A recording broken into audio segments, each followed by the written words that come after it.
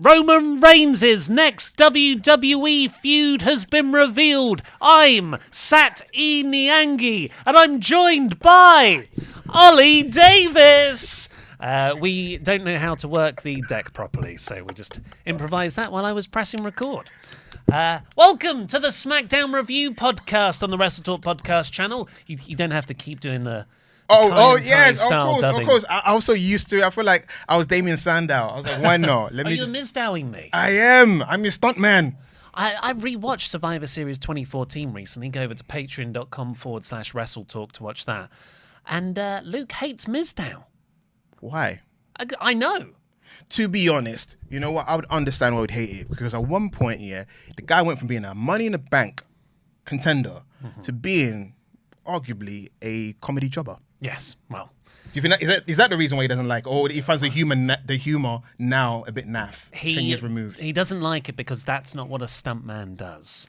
A stuntman comes in and takes the moves. Yes. Where he was just mimicking. Yes. Yeah, we know. Yeah. I love it though. I love it. If you haven't already, please press the thumbs up button, give us a subscribe, leave a comment down below with what you thought of this episode of SmackDown. And yeah, we're talking Roman Reigns' next WWE feud. Have you made more appearances during the Saturday than Roman has made on SmackDown? Oh, maybe. I've done about 3 in the last couple of months. That's probably more than Roman has done in the whole year. Yeah. And we're on similar big money deals as well. Mm-hmm. Randy Orton is the person from being advertised all night. It was declared in the main event. But before we just get into all of that chat, please go over and fill out our survey.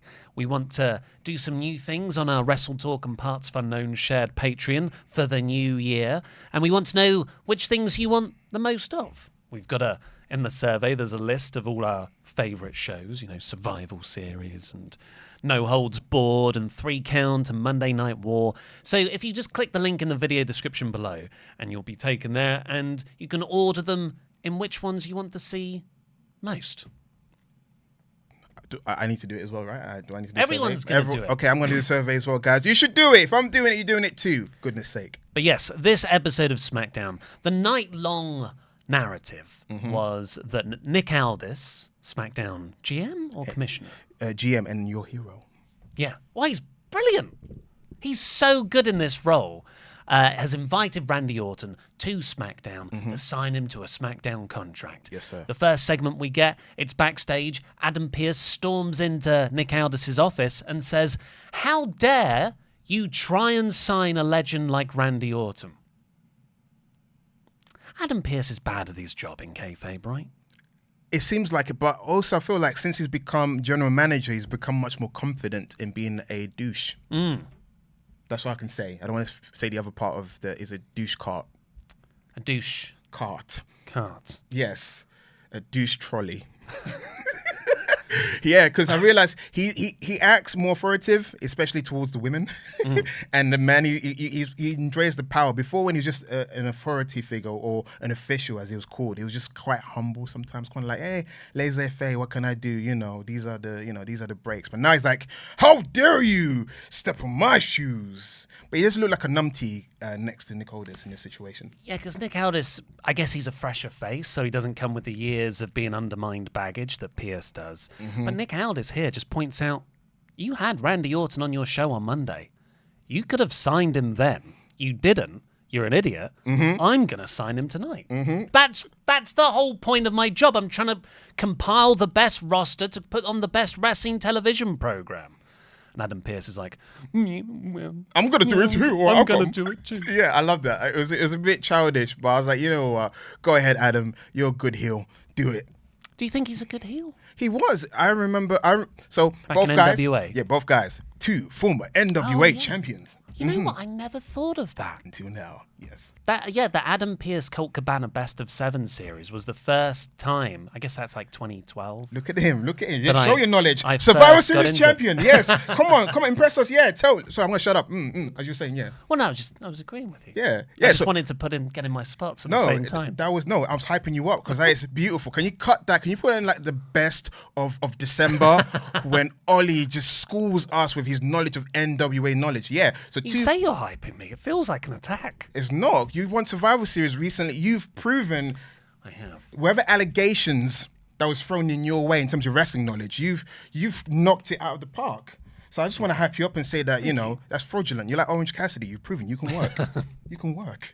But yeah, like I was saying, you got two former NWA champion. Adam Pearce is known for being a snobby heel, and he works well in this kind of like, I don't know if they're trying to make him bumbling on purpose, because he does look inferior next to Nick. Because Nick has nailed getting Becky on SmackDown. He's signed Randy Orton.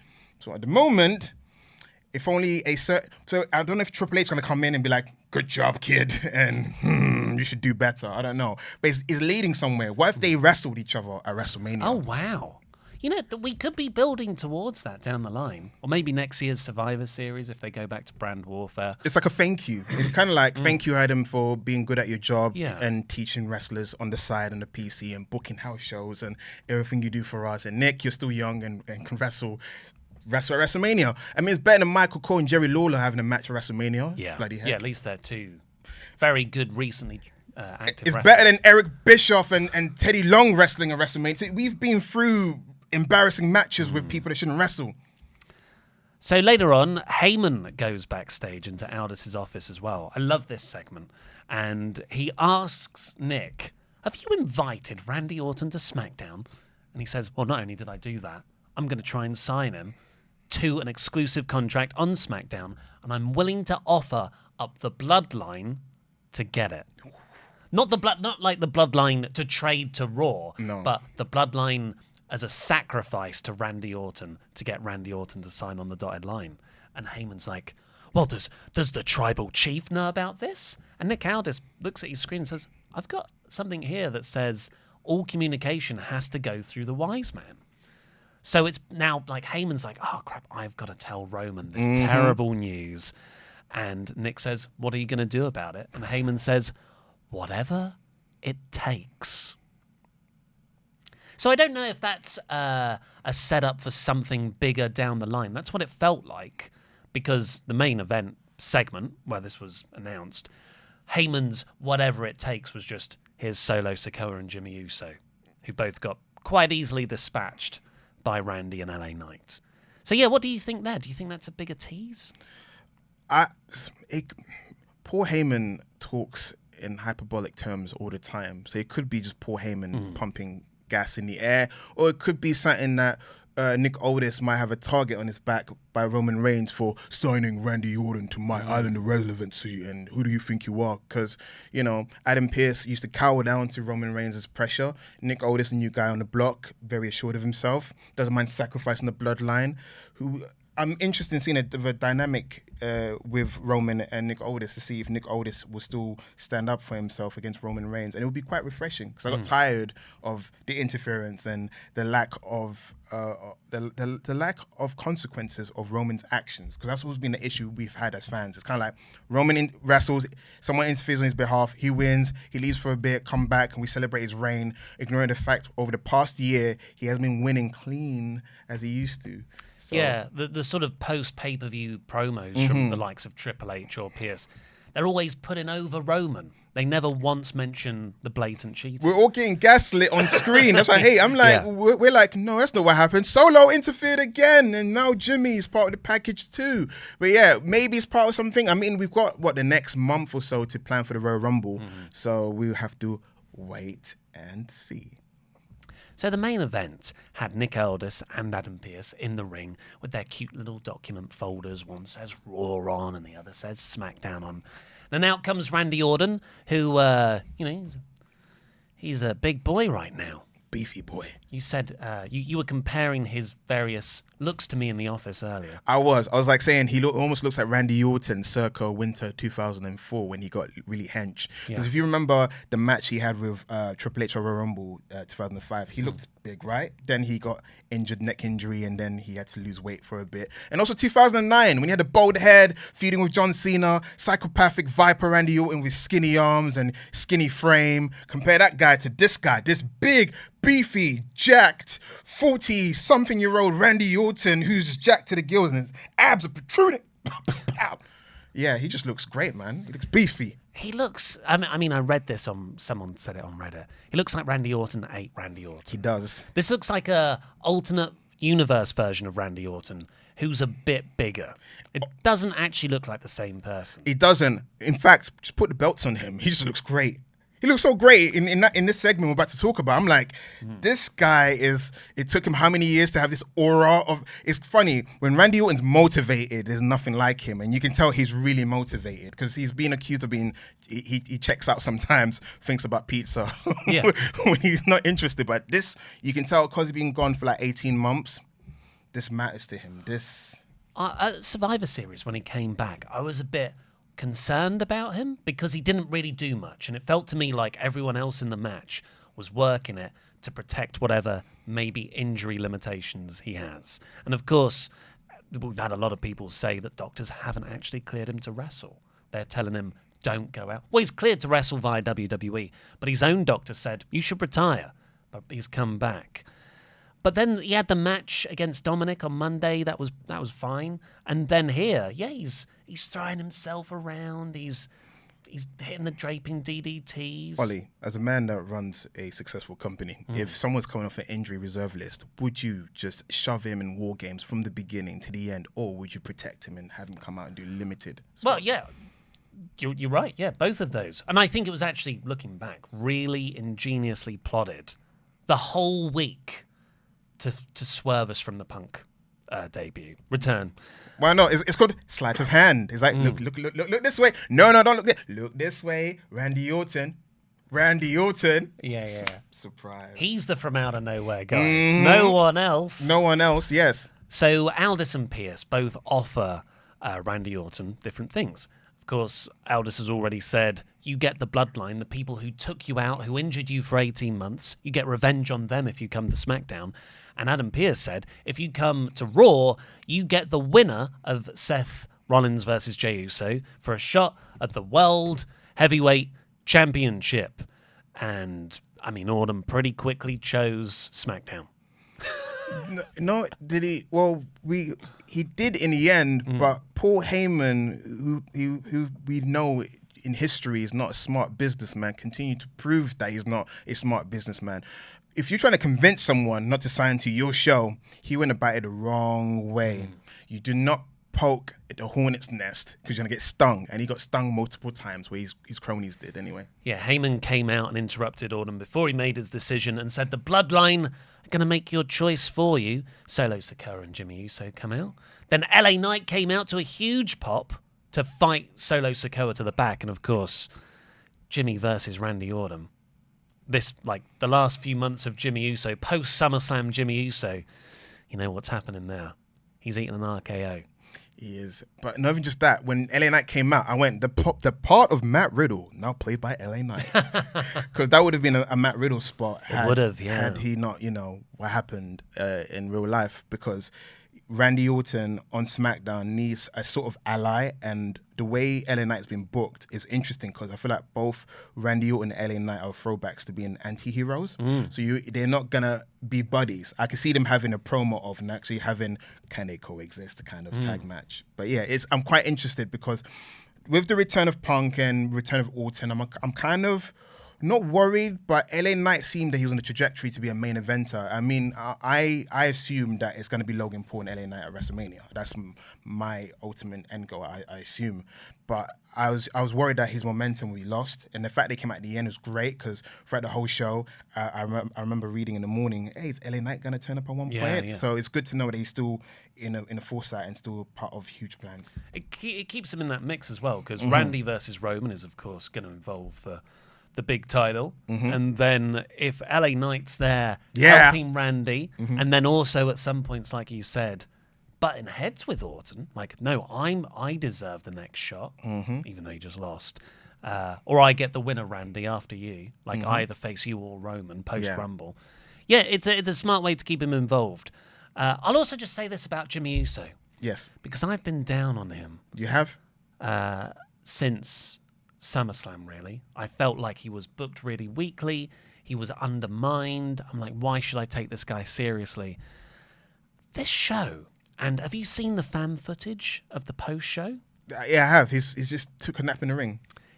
Following that RKO, he took the draping DDT and the RKO. Jimmy laid there for what appears to be 10 minutes in the same position. And people filmed it on their phones. And because it was a contract signing segment, they had the sort of special black carpet rolled out. And they're rolling that mat off. And Jimmy's in the middle of the ring. And they roll him at the same time as the as the mat. And then pick him up and put him back on the sort of normal mat as Seth Rollins' entrance music hits for the dark match main event. Yeah, I've enjoyed Jimmy Uso as the comedy buffoon as they've made him, because they've done a thing where because I was saying about it to Tempest, like Jey Uso has angst towards being the lesser known twin brother, because since growing up with Jimmy's always been the prom king. He's always looked up to Jimmy, so it makes sense that Jimmy doesn't have the same angst as Jey, because he didn't have the same struggle as his brother, so he's always been catered to. So for him, he has the delusion of grandeur, and obviously can't back it up. And I find it kind of hilarious that they're leaning more into that, because he could have been another serious heel as well, and it didn't work. Him being all broody just didn't work for him. They're playing to his strength, which is comedy. I've enjoyed the fact that I'm doing my own play. Yeet, don't know yeet. He's been tapping into his strengths. The only thing I'm worried about is it might affect his feud with Jey, because why should we have a 20-minute blood feud when Jey can just squash him at Mania? Yeah, I'm not right. Yeah, I don't care about seeing them face each other, but I'm really enjoying Jimmy currently. Yeah. And then I saw someone did a compilation of all Jimmy's hilarious dead selling and the sort of interactions with Roman where he's playing all cocky and he's like, no, you're good. I'm on the injured reserve list. I'm off the injured reserve list. I've been calling him Jim Uso. I said I've been loving the Jim Uso antics. But at the same time, as much as I'm enjoying it, is that the part of the reason why they broke up one of the greatest tag teams ever is because they wanted to give him a WrestleMania feud. They need to make him more serious because he's become the fall guy of the bloodline. Every group has a eater of pins. He's eating pins, losing credibility. Yeah. Well, I think, maybe it wasn't to get a WrestleMania match. It was to that's part of it, but it's to make Jey a main eventer. I guess that's the probably overarching thing. I guess so. I guess I spent how many years growing up, accepting that the Usos will never split up and they will never be solo wrestlers. And Jey Uso's doing well. Sure enough, let's go with it. But we're in a time period where a lot of baby faces are over. And because Roman's been champion for 3 years, some of these baby faces could have been champion in them 3 years. So you've got a backlog of baby faces, some of them in the late 30s. So you don't know if some of them are going to win or not. And then you've got Damian Priest with a Money in the Bank briefcase, also in his early 40s. I'm just looking at age. I'm kind of like, I'm being realistic. I'm like, can these people win the title? You got Sami Zayn, who needs to be world champion at least once. You got KO, who needs to be world champion at least again. So you got all this backlog of wrestlers that need to be world champion, and I don't know if LA Knight and Jey Uso are going to make it. I like it. I like that we're currently in an era where not everyone's going to be a world champion. It makes that world championship special. I grew up in that era. You grew up in that era where, you get Roddy great Piper, never a world champion. Ted DiBiase, never a world champion. Could have. Twice. Could have been NWA champion, got passed over. Could have been WWE champion, got passed over, given $1 million title. But I know what you mean. Yes, we're in a great time. The segment ended with Randy standing tall and telling Heyman to call Roman Reigns to tell him Daddy's back. And then he posed with Aldis to close the show and hit an RKO on Nick Aldis, his new boss. Awesome. Really good stuff. Really enjoyed this. Is that a heel turn, though? Because I seem to remember 2002, Stone Cold Steve Austin gave Ric Flair a stunner, and it was a downturn in their relationship, and it started a feud between them. So is Nick Aldis going to become a heel because of that RKO? Will he swerve, bro, at Royal Rumble and screw at Randy Orton? Because one of the things I keep thinking, we are now heading for WrestleMania season. So you start to figure out who's going to wrestle whom. Who's Randy Orton going to face at Mania? Huh?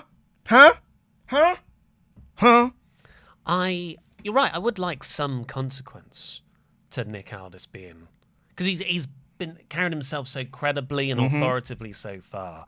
I love that it happened because that's Randy's character. It's like the Stone Cold Stunner back in the day.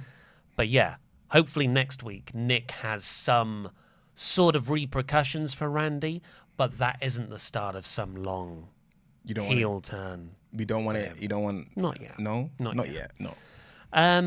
Let's get on with the full play-by-play bit of the show. Obviously, little plug again for the survey link. Why don't you just click it now and fill it out while we're talking and listening to us? It honestly takes a minute. It's just one. I think it's 2 questions. One is, are you already a patron? If so, at what tier? And then the second one is, order these shows in the order you want to see more exclusive episodes of them of. It's nice. Right, so this episode of SmackDown opened with Bianca Belair coming out, cutting an in-ring promo, saying, my babyface team won War Games, go us. But she's not finished with Damage Control because she wants the women's title back. So then Damage Control came out without Bayley, and Dakota did most of the promo work because, WWE don't like people talking Japanese on their American shows. Not all the time, but yeah. All the time. And they sort of set up the MJF template where Belair's going to have to go through all of Damage Control to get a shot at Sky. And then Charlotte and Shotzi also come out and they say they also want to go through Damage Control, and they all brawled. I was thinking, man, the babyface team is -1 babyface. And then I realized Bayley in the future. So I keep thinking, I was like, oh, they Becky's back on Raw. They need it, it's time for someone to step up. I was like, actually, maybe we don't. We're still in that process of the slow babyface turn for Bayley, because we'll get to it later. But yeah, the promo itself, I'm glad that Dakota Kai has been given a chance to shine on the microphone. She's doing a good job as the spokeswoman / pseudo new leader. It kind of reminds me of Nation of Domination storyline between The Rock and Farouk, that kind of juxtaposition of leadership. Because we keep trying to find out what's the end goal, because there's reports that in addition to Asuka joining Damage Control, there will be someone else that we wouldn't know, and I don't know if it's going to be Julia or whatever, or maybe even Sasha Banks. But anyway, yes. In the meantime, Dakota's been doing a great job of having more promo time, because she's still currently on the injured reserve list, and it gives her an opportunity to shine on the microphone. She was always a good talker in NXT, and I'm glad that she's getting this opportunity. But poor Bayley. Well, you mentioned Bayley. Yeah. She wasn't out there with them, and they come back after the break. They're walking backstage, and Bayley just goes, "Hey guys, what? I didn't know we were all going out there for the segment.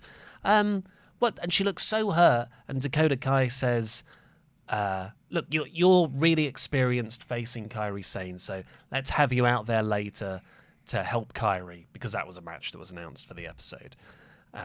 Yeah, Bayley looked hurt, and she also said, "I would have done that differently." Mm-hmm. So yeah, it's a really nice. This Bayley Damage Control storyline's been really well done, I think. It is, because I remember saying it. So when Bayley's been eating pins for the last few months, I was saying to Tempest, like, Bayley's heel run has come to an end. This reminds me when Sami Zayn was losing, and the Jackhouse match was like the pinnacle of him being a heel. This is the beginning of Bayley's babyface turn, because we discussed it. As much as you remember Hugger Bayley in the main roster, she's been heel much longer than she's been babyface. Shockingly enough, and she's rinsed out. Bad, isn't it? It's I don't know if it's a bad thing, because I said mad. Oh Yeah. Mad, bad, son. Yeah, it's mad. Yeah, how long she's been heel, because you feel like, all right, you reach your sell by date. It's time for her to be babyface again, a super babyface maybe. Who knows? But the way they've switched her from being the annoying heel who's slightly jealous of Io to being this earnest team player who's been led astray. Like, we as the audience can see that this is very much Casino, very much Goodfellas. She's Joe Pesci, and she's going to get snuffed by the group eventually. But also, the Survivor Series match, they did a great job of establishing that she was the nucleus of the team, of keeping the team going. Because as much as she's been losing, they're trying to regain her credibility, because she's lost so much to the point of why should I cheer for this loser? But they've done a good job of doing it. Look, she backed her team. She shepherded a lot of the strategy in the match. She took a spear for one of her teammates. So they've making her more honorable within her team, and we can see that they're going to snuff her. And at the same time, they're doing a very good job at getting over Damage Control's side, which is, yeah, but you lost the match for us in the end. You were the one that got pinned in War Games. And later on, you cost Kairi the match as well, which we'll get on to. We have Butch versus Bobby Lashley next. Oh, Bushwhacker Butch. Lashley was super over here, and this was a decent match. I'm glad that Butch got quite a lot of offense in. I thought he looked really good. Ultimately, never gave Lashley an issue like the biggest thing he did, got a 1 count, a kick out at 1, and Lashley won with a spear. For me, the best spear in wrestling. I know people like Bron Breakker's spear, but Lashley, he does like a whole 360 spin with his spear. That's the best one for me. I'm tired of Bushwhacker Butch, okay? Let's get rid of the name. Yeah. Pete Dunne. His name's Pete. Peter Dunne. Peter English. Bring back Pete Dunne. Bushwhacker Butch, throw that in the bin. The name is silly. I know Triple H is being polite, but Vince is no longer in power. Now it's time for you to change the game for Pete Dunne. I hope the whole downturn of Butch, the character, is to lead to the Bruiserweight coming back. Street Profits and Bobby Lashley. I've been patient, but oh my gosh, they don't even have a name for the group. They don't even have a group theme. It's been slow. Because in the beginning I was like, okay, this is interesting. We're watching the Street Profits turn heel in real time. It's subtle. But it come to the point where they've stopped being subtle and it's become lazy. Even them losing, I thought they're going to win against Damian Priest and Finn Balor last week, but they didn't. It's the whole thing is just, I don't know, it's not doing them well. In the beginning, we were excited about what they're going to do as a trio. And with B-Fab potentially coming in, being the female heater in the group, it's moving slow. Mm-hmm. Don't you feel like it's moving slow? It feels transitionary to me. They look cool in the suits, particularly like when Bobby Lashley's standing up there and they're all like that, doing some kind of album cover pose for the 90s back-to-back style at the ring post below. Yes. And wearing shades indoors, but something's not connecting with them in this role, and I can't wait till they get to the next thing. That's how I've been feeling for the last couple of months. I'm like, I can't wait till they get to that next. And then it's like they're not getting to the next. It's like, who are they currently feuding with? No one at the moment, because LWO, who they were feuding with, are now infighting amongst themselves. And then they're like one of the many heel groups on SmackDown. Even though you could say Street Profits, Bobby Lashley, go bully Mia Yim so AJ can come for you. Because that's the only thing that can save them or make them interesting if they feud with the OC. That's the only thing that I'm thinking at the moment, because the OC's on SmackDown. But it's like, I'm waiting for this next chapter of Bobby Lashley kind of seduced them to the dark side. They took months to change their theme songs. They don't have a name. It's just, it's like, it's so, I feel like it's so haphazard, so sometime-ish. It's kind of like, we're kind of going there with them. Well, we're kind of not going there with them. They're kind of attacking teams, but now they're not attacking teams. They're getting a new member, but we haven't mentioned it this week. They are a team, but Lashley sometimes browbeats them when they lose, because they have been losing. What's the point of joining Lashley and changing? Because the whole point of joining Lashley was they've been on a losing streak for a long time. They needed a change. They've had the change, but they still kind of lost last week. It defeats the purpose of getting with this guy. It's kind of like, come with me, I can change your life for like a month. You know, I'll give you a new suit. It's so superficial. Like you said, they look good as a team, but in actuality, they're not working well as a team. Heyman is backstage with Aldis. We've already covered that bit. And then we get Butch backstage following his loss. And I can't remember who interviews him, but they're talking about Ridge Holland having left him last week and what's going on there. Pretty Deadly walk in and mock him for being all alone, and he beats them up, but they beat him up and then keep shouting, "You're alone." Which you think is setting up a potential main roster debut. Yes, of Tyler Bate, big strong boy. Because later on, when we're going to talk about Logan Paul, there's a caveat mentioned in a tournament about a certain NXT superstar that can probably correlate with the two. Tyler Bate, because the fact they keep repeating, "You're all alone, but you assumed it could be the return of Sheamus, yeah, so he's got a bad shoulder injury, so I don't know if he is ready to come back. But of course, Brawling Brutes, they've splintered. I don't want them to come back, if I'm honest. Me too. So I just assumed, Sheamus is coming back. He's not been around for a while. But I love your idea.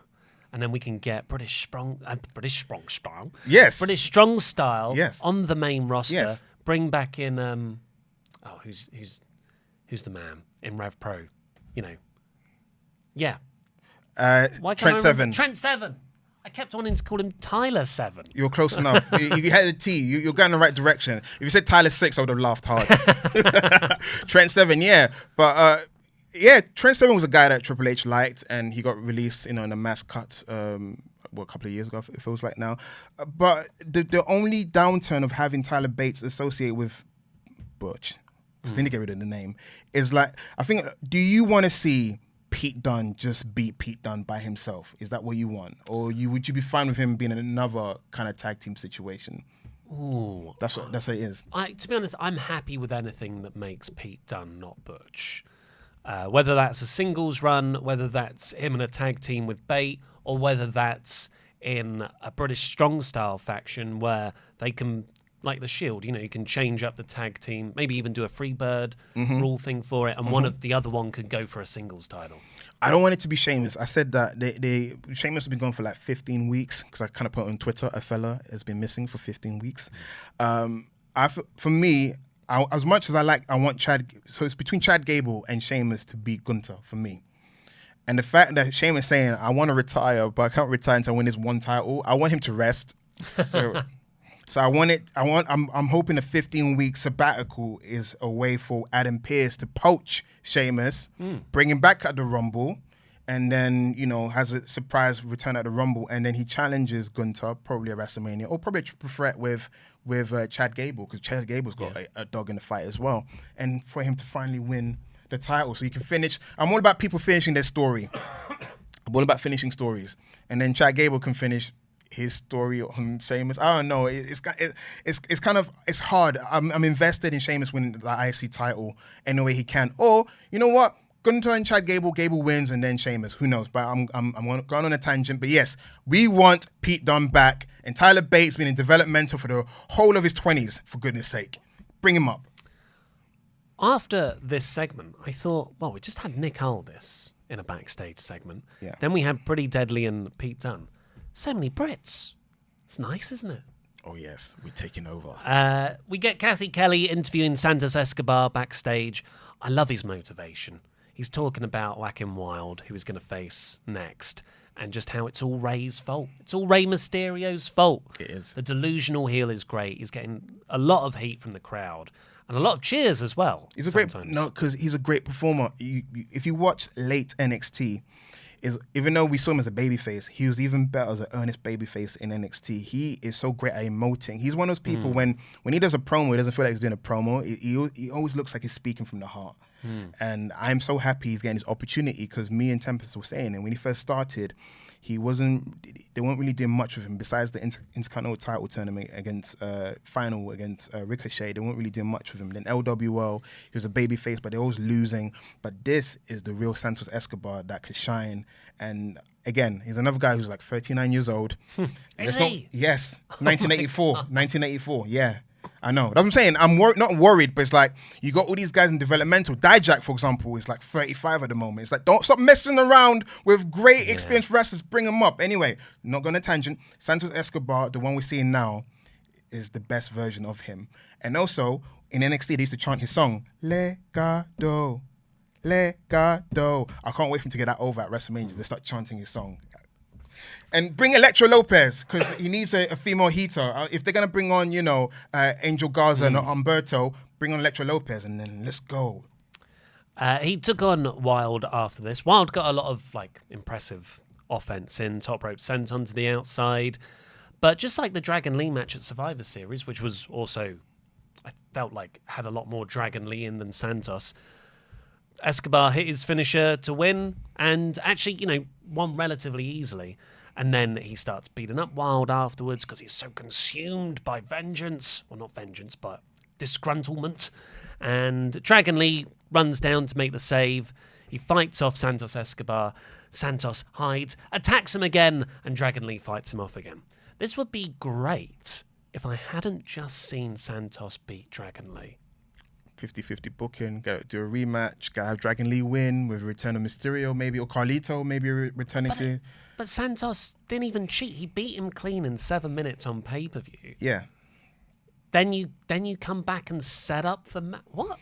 Again, see, this is kind of like the issues I have with, I feel like us as wrestling fans, we either think too logically or too passionately, because it is, you got two wrestlers, one fresh off a heel turn who needs to win, and you got a new wrestler who's kind of on a winning streak, who needs to establish himself.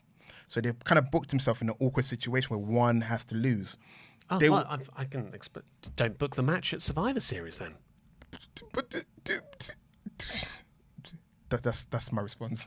Because it's like you want Dragon Lee to have a coming out party because you convince him to sign. He chose WWE over AEW. He is Triple H's mission statement since his flop with Sin Cara of like, I can create a great luchador without Vince McMahon on my back or changing things. I can prove to more luchadors in the future, hey, come to this way. The land of opportunity for luchadors is here. So Dragon Lee is a mission statement. So even though he lost to a heel that's very diabolical, and he didn't lose to someone like Austin Theory, even though he had a long title reign. I'm saying he lost to an established, credible guy, so that's no big loss. But you're right, Dragon Lee and Santos again. What's the point of it? Because we've already seen him lose. But maybe they want to give one victory apiece. I don't know. It's 50-50 booking, isn't it? I think it's bad booking. Adam Pearce is backstage with Nick Aldis, which we already covered. At this point, I thought, why isn't anyone trying to sign CM Punk? He's also a free agent. Would you want to sign CM Punk? Like, as a free agent? No, you have him. You have him from time to... Let's have a shared custody. Maybe they want shared custody of him. Maybe that's how they do the segment. It's not them trying to both sign him. Imagine. It's trying to... No, you have him. That would be horrible. I think he would get mad and probably start shooting them. I really like the next segment which went into a match. It was Logan Paul coming out to cut a promo. Is this the first time he's been on TV since winning the title? That's his victory promo. I was put down. And he just talks about how everyone who criticizes him and wants him to fail, that just fuels him to win more. He had a really good line that I haven't written down. About the title? Yeah. About how he had the title on his junk like everyone else is on his junk? Yeah. It's so, like, he is a fantastic heel. He is. I wrote here, like, before this even happened, I was like, he's so good in that ring, on that microphone. He is. I wonder if he's good on commentary. I just wrote that as a joke to myself in my notes. He's on commentary in the next match, and he's excellent. He's better than Austin Theory's robotic, kind of like, I can beat him. He lost to me before. So he says, like, a champion's only as good as his challengers, though. So I've set up a tournament to decide who's going to fight me for my US title next. And the people we have are Santos Escobar, Dragon Lee. Yeah. So you probably expect... Not first round. It's going to be a knockout tournament. We're not going to go C2. You assume that's when Dragon Lee gets his win back? Maybe. Yeah. Yeah? That could be the way to do it. With stakes, so that way you're not like, rematch. Still. Bobby Lashley, which is a good shout. Kevin Owens is in there as well. So that's some good, people who were main eventers but are currently in the top of the mid-card. Austin Theory, Grayson Waller. Fine. Solid mid-card. Oh, they are. Karrion Kross. I'm kidding. Boo. That was like a no reaction. Yeah. So, he hasn't been seen for a while. I feel sorry for him. Yeah, he seems like a nice guy, and he just I hear him in keeps on interviews. getting put in these things to fail. I hear him in interviews. He's one of those wrestlers you want on your... He's one of those wrestlers, I can see why they want to push him. He has the look, and also he has the temperament of a guy that's a soldier. He's almost like... I think Triple H sees himself in him a bit, because he's got that Triple H mentality of like, whatever they tell me to do, he puts his ego to one side. But the way they book him, I think we have Bray Wyatt spooky promo fatigue. Because I kind of have that with Joe Gacy on NXT, where you cut all these mysterious riddles that leads to nothing. Because let's just say he comes back to SmackDown and he feuds with Cameron Grimes. Let's just say Cameron Grimes. He beats Cameron Grimes. Then what? He's been there for like a year, and he should be much higher than he is. If you mention guys like Santos Escobar's like, you know what I'm saying? And he's still kind of like, didn't you just not put that time? Did you not put that hourglass for Roman Reigns, and you're still further apart from actually getting that feud? You know what I'm saying? Like, so I feel sorry for him. It's like they need to either give him a stable because it'll change things up, or just cut up the spooky prowess, make him a butt kicker. Yeah. But probably the most interesting thing here is the final competitor is a wrestler from NXT. Yes. And we got the silhouette promo that we use in so many thumbnails. On this video's thumbnail, no less. Lol. So, Who do you think it's going to be? You have, of course, said Tyler Bate. I said Tyler Bate. I think that's a long shot. Yeah, that is a long shot. That's what it's going to suck. Okay, if Wesley would be great. Wesley's been killing it in NXT, but he's currently feuding with Dominic Mysterio for the North American title, so it's not going to be him. Axiom's already appeared. They could have used this for Cedric Alexander, who's now officially on SmackDown, but anyway, that's here and there. Carmelo Hayes. Carmelo Hayes. I was thinking like Nathan Frazier. Him too, yeah. But if there's ever then again, Bron Breakker and Carmelo Hayes are kind of guys you want to give a red carpet treatment when they debut. So you don't want to use them to eat pins there. So I feel they're not winning. Yes, exactly. And I feel like this isn't a call-up. No. It's just a, hey, here's a tease for the future. Then I can see Wesley being... So it's either Nathan Frazier, Wesley, or Axiom, them type of guys where they're not extremely top tier, but they're mid-card, but they can lose matches and you can heat them up again. Good hands. I see a good hand NXT wrestler debuting. Yeah, and they can maybe beat Karrion Kross. Exactly, surprise victory. Like a big surprise victory. And in the semi-finals, take on a Dragon Lee, particularly if it's someone like Axiom. Axiom and Dragon Lee, could be a... I'm going to go Wesley for the simple fact because for the simple fact that he hasn't appeared on the main roster yet. And also, he's been in NXT since, I want to say, the dark days of Black and Gold going into 2.0. Yeah. So if you think about how long, technically, he's been developmental for too long, in quotation marks. So it's guys like that. It's either him, Tyler Bate, or Nathan Frazier. But I'll tell you who is going to win the tournament. This is... Spoiler. A spoiler, not a prediction. It's Kevin Owens, because Kevin Owens then comes down and he has a back and forth with Logan Paul. They even set up what their feud storyline is going to be, which is, Logan Paul's got the knockout punch, and Kevin Owens, he's also got a knockout punch, which is a new thing for him. This brings out Grayson Waller and Austin Theory. He decks Austin Theory, and we go into a match with KO and Waller with Logan on commentary. But it was a cool line. Again, Logan Paul said a lot of cool lines because KO saying about how I first discovered you on Vine. It took me 6 seconds to realize you're annoying, to know that you're annoying. And then Logan Paul had a retort. I didn't write it down. Something about you call yourself a prize fighter, but I've been in the ring with the biggest fighter. Yeah. You say it took you 6 seconds. It would take me less than that, 5 seconds to KO. So I was like, this guy's got it. Like, as much as, whether people don't like his real life personality, he is a natural born sports entertainer. Yeah. Yeah, he's got a real good sense of a line to say to sell you on buying something. And that's, he's a smart guy in terms of self-promotion. YouTuber, right? YouTuber, like one of the biggest YouTubers ever. And then he's gone on to do boxing, and quite a successful initially boxing career. And now he's here. It's like self-promotion. He's an expert at it. And talking smack. He's good at talking smack. He's one of them wrestlers where, I now call him a wrestler. He's one of those personalities where you begrudgingly like him. You respect him. You respect him. You don't like him, but you respect him.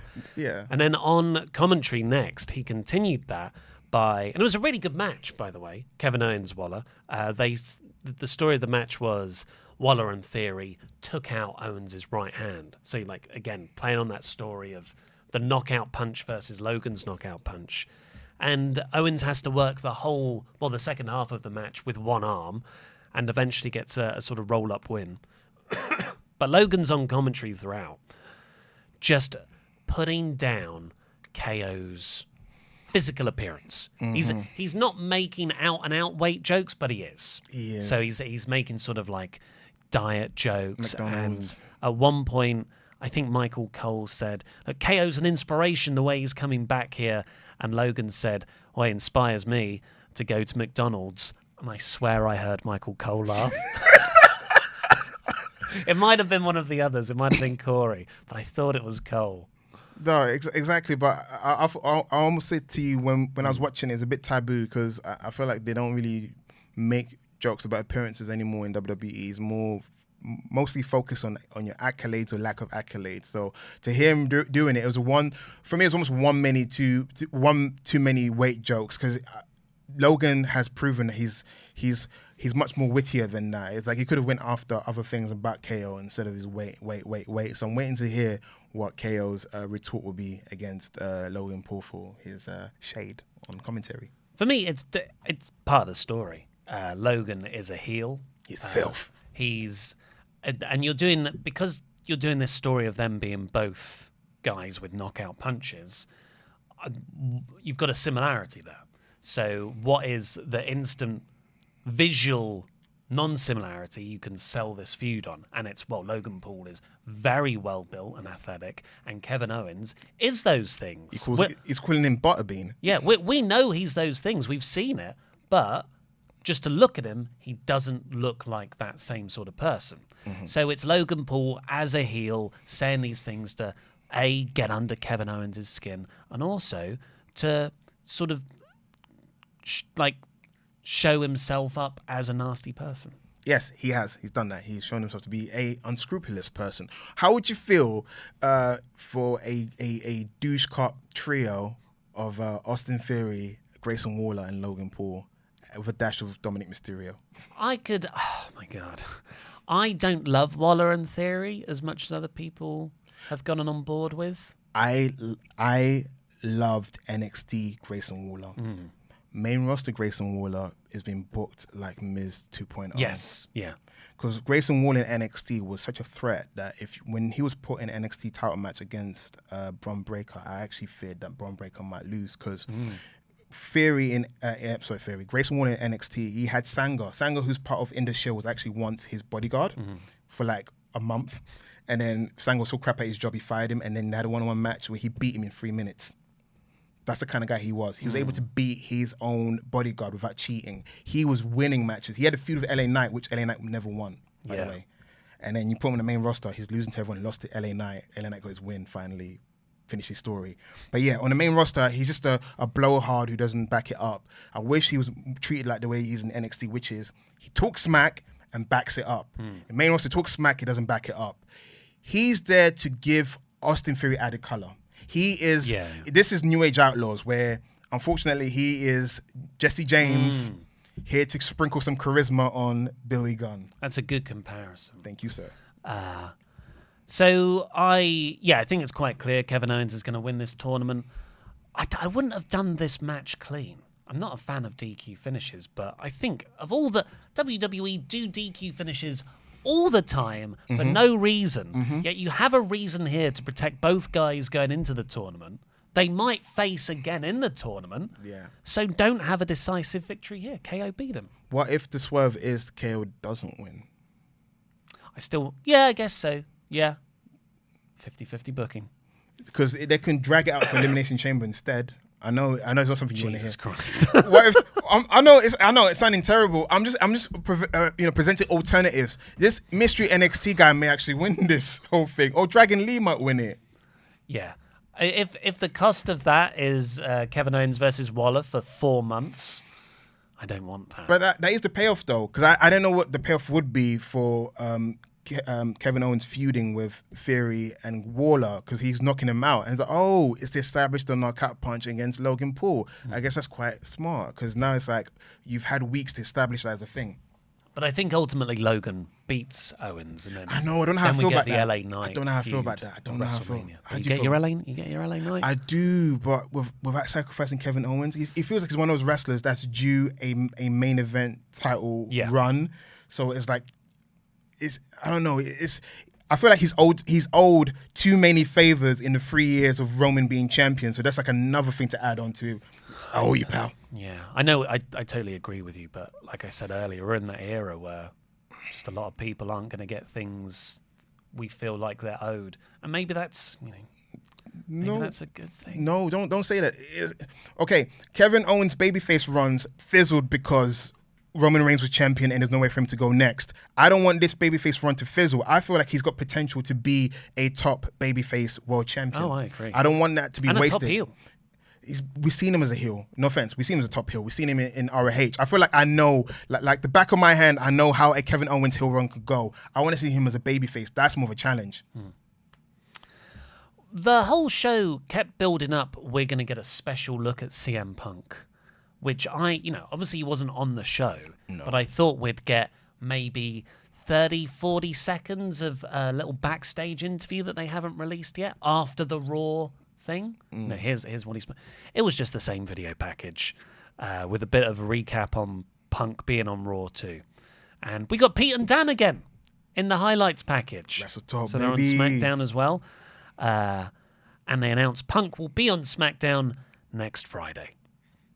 How do you feel about that? Sure. It's him and Paul Heyman. You're not excited about that? Yeah. That is see how they interact. Look, it'll be great. I think whatever Punk does, like with his creative ideas and Triple H now in charge rather than Vince, I think the whole Punk character arc is going to be incredible, particularly if they turn him heel. Turn him heel. I'm just still at that point where I just feel a bit... I just need some time to get on board with Punk in WWE. And some people have said to me, yeah, but it's been 10 years. Like, people change. I mean, he was literally saying that WWE is the worst place and he hates it there last year. So very recently. It is recent. So it's not... I don't feel like But also, he did WWE backstage hinting, hey, I'm open to whatever. Yeah. And then we found out, allegedly, via reports, that he wanted to go back to WWE a couple of times, and he was told no, and then he went to AEW instead. So AEW was always the second choice. Yeah. It hurts. What, hearing that? Yeah. But I know. Listen... We're all finding out now that CM Punk was a character, Phil Brooks is a human being who wants to pay his mortgages, keep the doghouse for Larry, and make sure that, AJ can do creative endeavors. He doesn't want to stay in the house and be bored. So I've come to terms. I was with you guys. I was like, you left the place that made you sick and now you're back there. I had grief. I did all the grief stages. I'm over it now. I'm like, he's a wrestler. He's a, do you use the word, the C word, carny? He's a carny. So I am used to it. He's just a carny. He's like Cody Rhodes, He's like all the other wrestlers. John Moxley's just one of one. One who, for now, actually, if I've been taught anything, never believe wrestlers. They're not moral characters. They're human beings. They just follow the buck. Carny man Punk. Carny man Punk, CM Punk, yes. Oh dear. Company man Punk. Corporate man. Corporate man Punk, That's what I want. Corporate money Punk. Corporate money. It's all about the money. The final bit we'll talk about is the Bianca Belair versus Kairi Sane match, because we've covered the Randy Orton main event segment. This was a bit clunky. It felt like a few points where they just didn't know what to do. But the bigger story on the outside were the baby faces and the Damage Control heel faction were sent to the back, which meant Bayley, who was told explicitly by Io, don't come down here, you stay in the back. She tried to interfere, and she was going to help Kairi Sane. Like, she was helping Kairi Sane. She did. But Kairi looked at her like, for so long that Sane then got a KOD hit on her when she was trying to do the insane elbow. Not the best match, but good storyline development for Bayley. No, but this is another thing I've noticed since War Games. The Bayley's now become competent at her job, but circumstances is now painting her in a negative light. Yeah. So it's like the end result. It's like the end result, Bayley lost, but why did she lose? The end result, Kairi loses, but why did she lose? And it wasn't Bayley's fault. It wasn't. Bayley is weird because Bayley got told, you're going to come out with Kairi, and the heel goes, you stay back here. And then the heels get kicked out. Bayley decides as a team player, I technically haven't been kicked out. I'm going to go and help. And she is successful in helping. The other part's not her fault. But heels are meant to be delusional and not look inwardly as a person and realize they're toxic. They're like, you're toxic. You're the weak link. We're going to kick you out. Green mist or blue mist.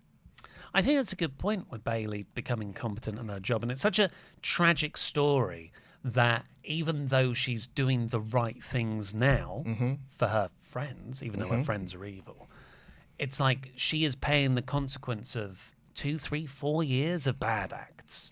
So she is already... The path of Bayley was set long ago. It's almost predestined.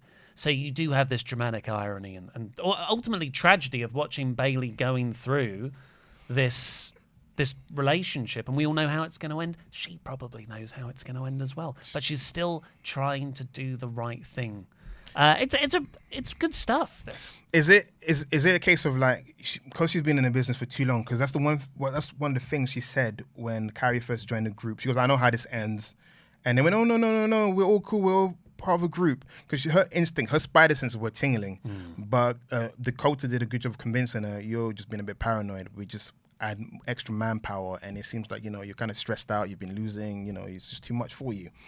She's proven that she can be competent, but it's a bit too late. You can see that she knows the consequence of being crap is her getting kicked out of the group. So she's doing everything in her power not to get kicked out of the group, but eventually she will.